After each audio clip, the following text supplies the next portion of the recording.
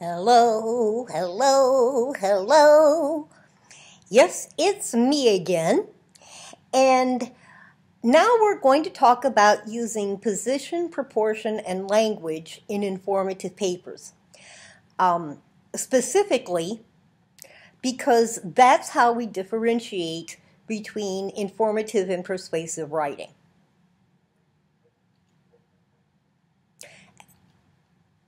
As I just said, we have to talk about the difference between informative and persuasive writing, particularly for our first paper.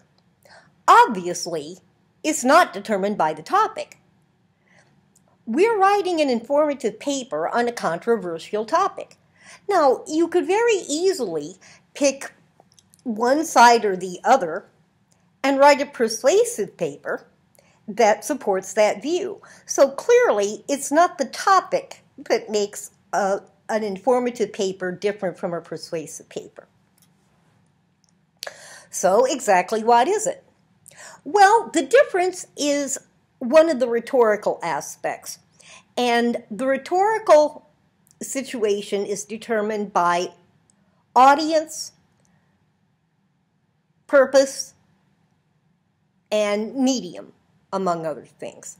Well, you're going to select an audience that is an academic audience that would be interested in your topic, as we've already done.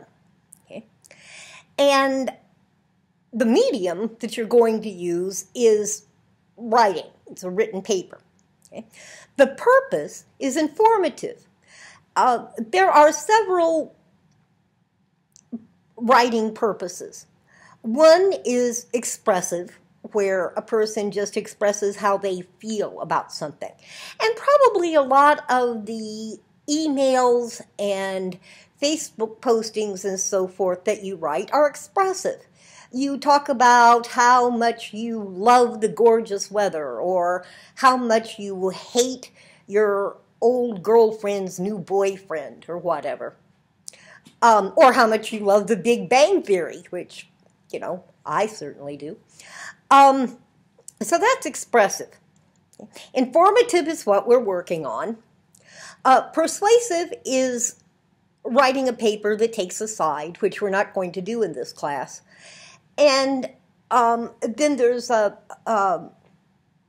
artistic and entertaining purposes, and that's creative writing, which is also not something we're doing in this class.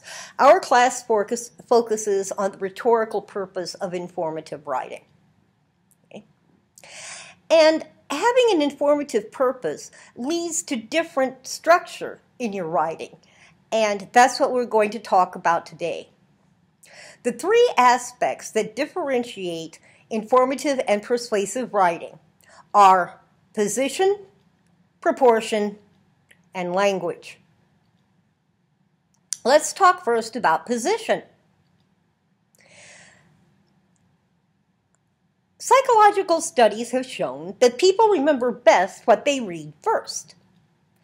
That's why we name both the supporters' views and the critics' views in the introduction. That's why our claim has to present the reasons that we're going to discuss for the supporters and the reasons that we're going to discuss for the critics. If they're the same reasons, you can do that in one sentence. You can say supporters and critics disagree on, and then list whatever reasons you're going to discuss. As we've already seen, if the supporters and the critics disagree, but they have different reasons, and remember, this is all Tolman terms when we use reasons, okay? And if you haven't viewed the Tolman method video, you'd better do that, or you're not going to understand what I'm talking about half the time, okay? So if your supporters and your critics disagree, but their reasons are different, that's when we end up with claims that are 2 sentences long, like the one that we talked about in the Tolman method video. Okay, but it's very important to present both the supporters' views and the critics' views in the introduction so that people will remember both. If you discuss only one side in the introduction, What they're going to remember best is one side versus the other, and that's not something that we want to do because we're writing an informative paper.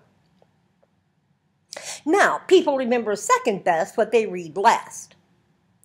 And what this means is that to present an unbiased discussion, once you move into the body of the paper, you have to make sure that the first reason you discuss, in Tolman terms, and the last reason you discuss don't present the views of the same side.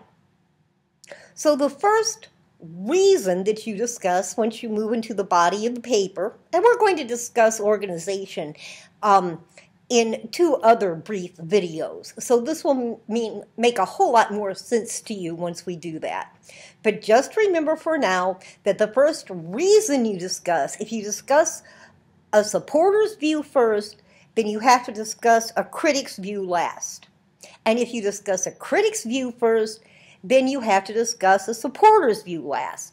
Make sure that you don't discuss the same side once you get into the body of your paper, both first and last.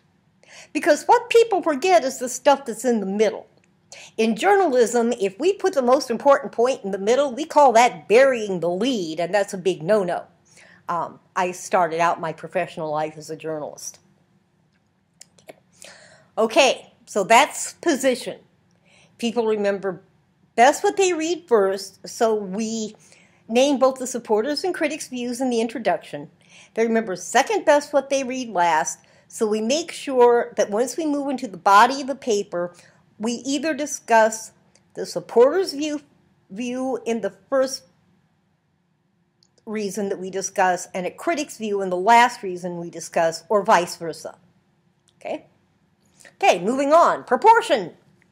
Yes, my amount of sarcasm is proportionate only to the amount of stupidity I'm presented with.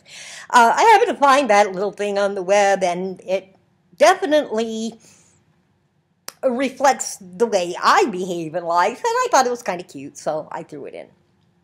Okay.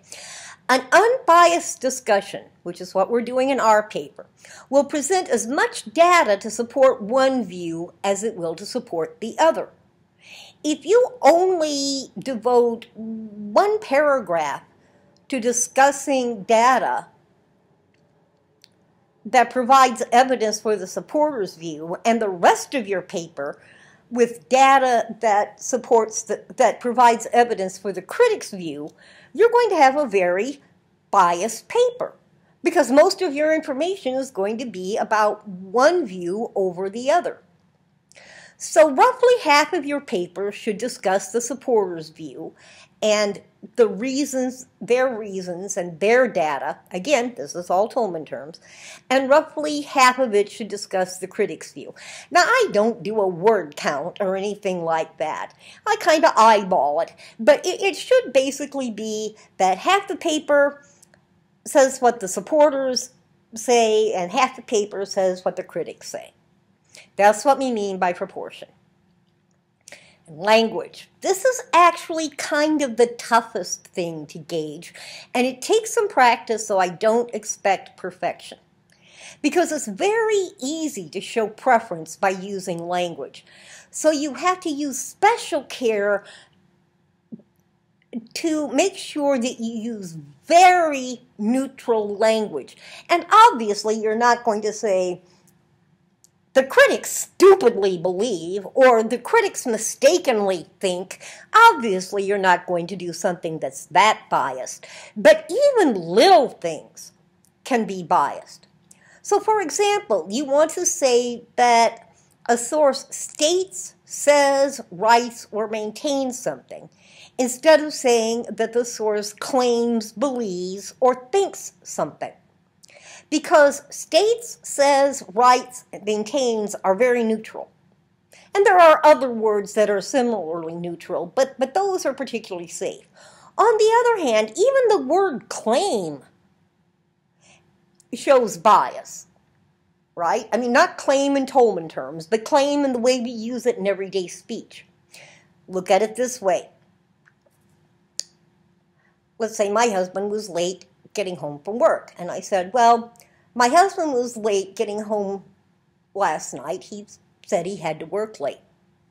Okay, now listen to this. My husband got home late last night. He claimed he had to work late. See how claimed implies that I kind of doubt that he actually worked late? That I think that maybe he was out, maybe he was out buying Christmas presents or buying me a new diamond necklace just to be a nice guy. On the other hand, maybe I'm thinking that he was out drinking or maybe getting a little something from somebody other than me.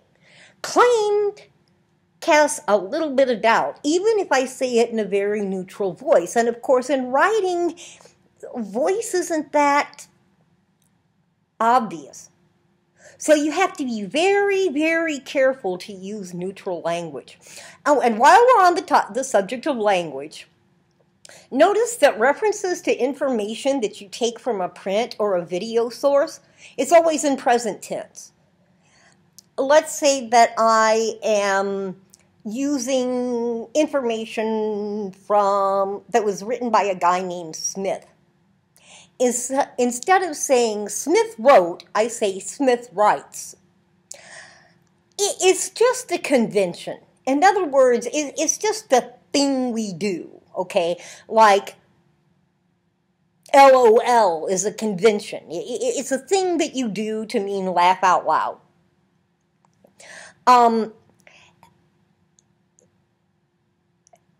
I think the reasoning behind it is that if something is in print or it's on video, if somebody reads the article later, the statements that were made are still being said, so it's still present. So that's why it's present tense, because whenever you read it, it's still being said. Does that make any sense? I only think that's the reason they came up with this idea. I don't really know. So if my explanation didn't make sense, just ignore it. I'm just kind of prattling on there. Just remember that references to information in print or video sources are always in present tense. Now, I'm not going to count off in your paper if you don't do that. But if you want to be a really good writer and impress your future professors, and of course, as a student, the game you're playing is impress the prof, right? I mean, that is the game we play as students. Okay? If you want to impress them, do that correctly, especially in an English class. Okay, that pretty much ends our discussion of position, proportion, and language in informative papers, and how you use them to differentiate between informative and persuasive papers. If you have any questions, of course, you know what to do. Just email me at deborah.oakey@csn.edu. And once again, and this may be the third or fourth time you've heard this today. That's okay, you're going to keep hearing it. We all know that you have to email me from an account other than Canvas, right? Right, because I want to make sure if you email me that I do get the email so I can get back to you as soon as I possibly can. I mean, that's how I can help you. And if you email me from Canvas, I'll never get the email. And if I don't get the email, I can't help you, right? That's why I keep saying it over and over, because it's important. Okay, have a good day. We'll talk again very shortly, and the next thing we're going to talk about is organizing our papers.